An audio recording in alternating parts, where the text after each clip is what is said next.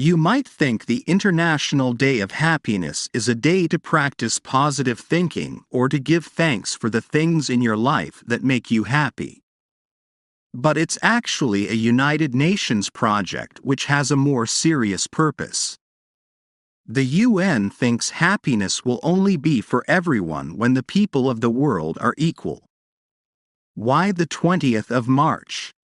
On this date, and also on the 23rd of September, the center of the sun is directly above the Earth's equator, which is called an equinox.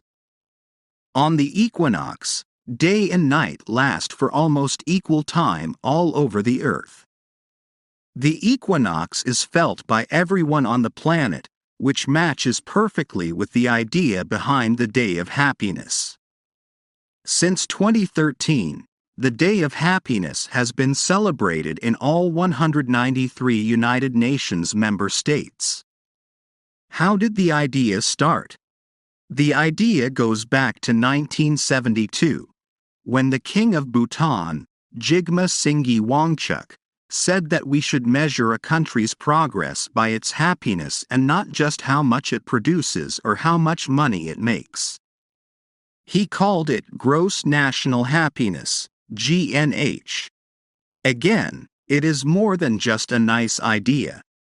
Bhutan developed a system to measure happiness based on things like people's psychological health, their general health, how they spend their time, where they live, their education and their environment.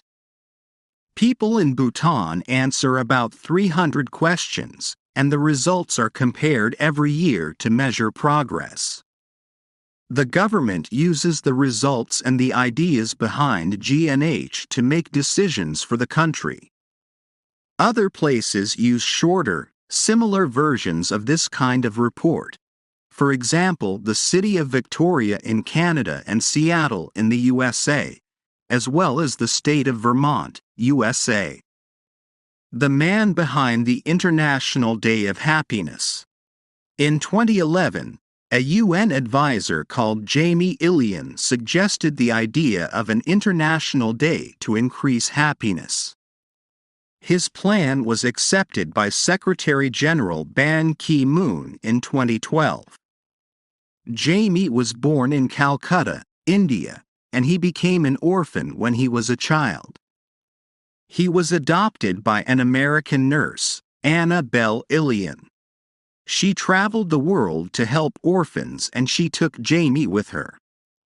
He saw children like him, but who were not as lucky as him because they were often escaping wars or they were very poor. He wanted to do something about it, so he worked in the areas of children's and human rights. The World Happiness Report.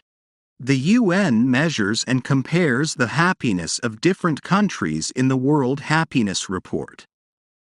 It bases its report on social, economic, and environmental well-being. The UN also sets goals for countries to achieve to increase happiness because it says happiness is a basic human right. Happiness should not be something people have because they are lucky to live in a place where they have basic things like peace, education, and access to health care.